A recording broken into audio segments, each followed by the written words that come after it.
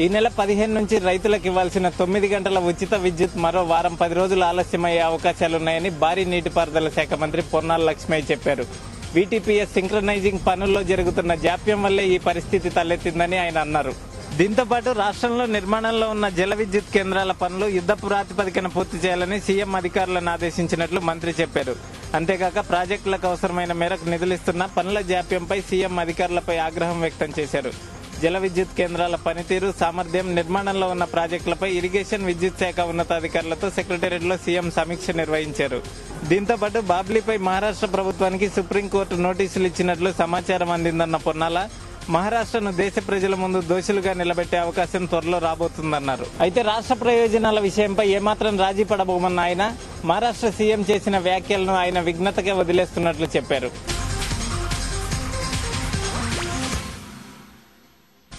సొంత దేశంలో మాజీ రాష్ట్రపతి అబ్దుల్ కలాం కు ఘోర అవమానం జరిగింది. కలాం న్యూయార్క్ కు ఓ సదస్సులో పాల్గొనడానికి వెళుతుండగా ఈ సంఘటన జరిగింది.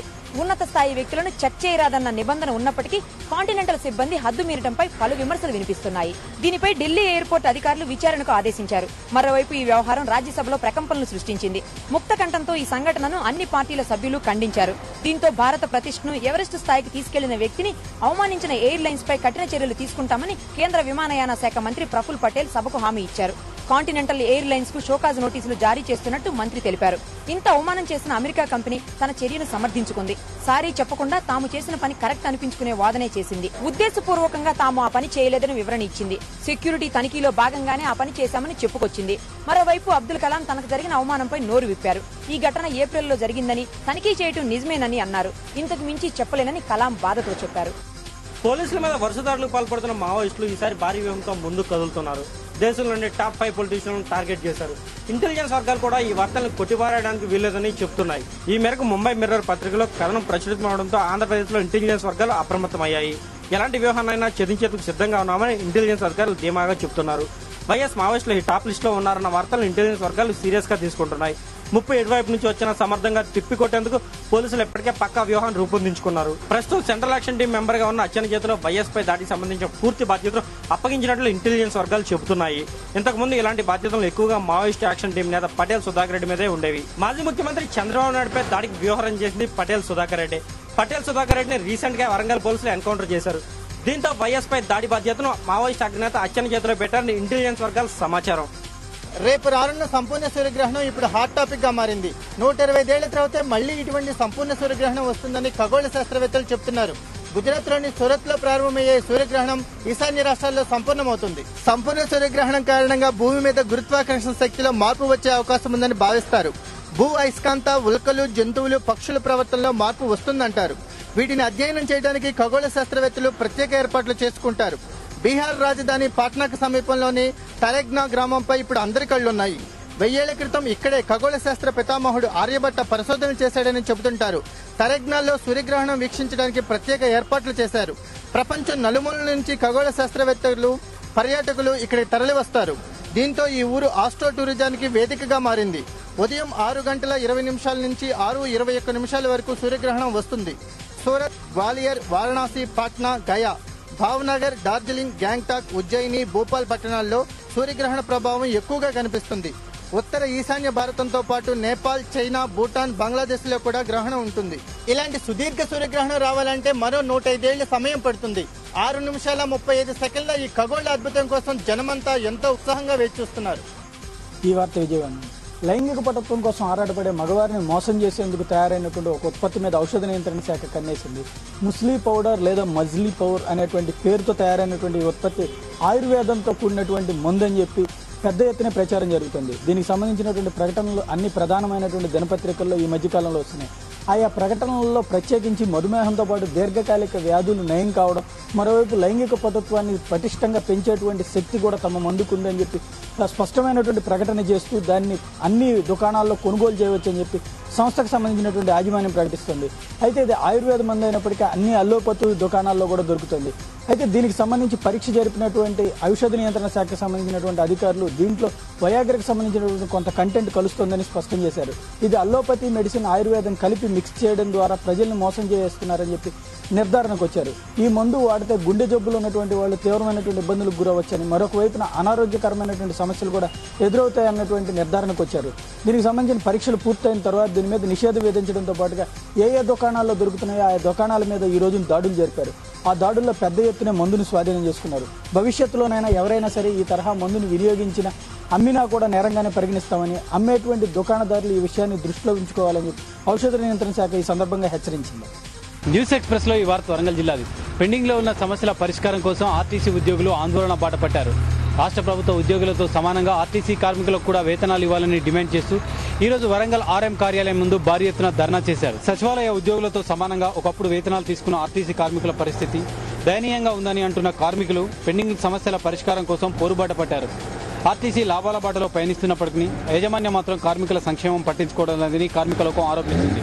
రాష్ట్ర ప్రభుత్వ ఉద్యోగులకు 22% తాత్కాలిక వృత్తిని చెల్లిస్తూనే మరొకవైపు పే కమిషన్ అమలు పరిచే ప్రయత్నం చేస్తున్నారని, దీంతో రాష్ట్ర ప్రభుత్వ ఉద్యోగుల వేతనాలు మరింత పెరిగే అవకాశం ఉందని, అయితే ఆర్టీసీ కార్మికుల వేతనాలు మాత్రం ఏమాత్రం పెరగడం లేదని అంటున్నారు. అయితే ఆర్టీసీ కార్మికుల వేతనాల సవరణ విషయాన్ని గాలికి వదిలేసిన ప్రభుత్వం ఇప్పటికైనా పట్టించుకోవాలంటున్నారు. మొత్తం 12 డిమాండ్లతో ఆర్టీసీ కార్మికులు ఈ రోజు హన్మకొండ ఆర్టీసీ ఆర్ఎం కార్యాలయం ముందు ధర్నా చేశారు. డిమాండ్లతో కూడిన వినతి పత్రాన్ని ఆర్ఎంకు అందజేశారు. ప్రభుత్వం ఆర్టీసీ కార్మికుల ఆందోళన పట్ల సానుకూలంగా వ్యవహరించాలని, ఆర్టీసీ కార్మికుల్లో వెల్లువెత్తుతున్న అసంతృప్తిని నివారించాలని ఆర్టీసీ కార్మికులు కోరుతున్నారు. ఆర్టీసీ కార్మికుల పట్ల ప్రభుత్వం ఇదే రకమైన వివక్ష కనబరిస్తే పారిశ్రామిక అశాంతికి ఆర్టీసీ కార్మికుల ఆందోళన దారితీస్తుందని ఈ సందర్భంగా కార్మికులకు హెచ్చరించింది. న్యూస్ ఎక్స్ప్రెస్ లో ఈ వార్త విశాఖపట్నం నుంచి. భారతీయ జనతా పార్టీ విశాఖలో కొత్త తరహా ఆందోళనకు తెరతీసింది. గాంధీ టోపీలు పెట్టుకుని అచ్చం గాంధీవాదులాగా గాంధీ బొమ్మ దగ్గర ధర్నాకు దిగారు. కార్యకర్తలందరూ మెళ్ళో పప్పులతో వేసిన దండలను వేసుకున్నారు. తర్వాత ఈ పప్పుల దండలతో గాంధీజీకి అభిషేకం నిర్వహించారు. గాంధీ గారు ఉప్పు సత్యాగ్రహం చేసి బ్రిటిష్ వాళ్ళను దడిపించారని, ఇప్పుడు తాము పప్పు సత్యాగ్రహం చేస్తున్నామని వారందరూ అంటున్నారు.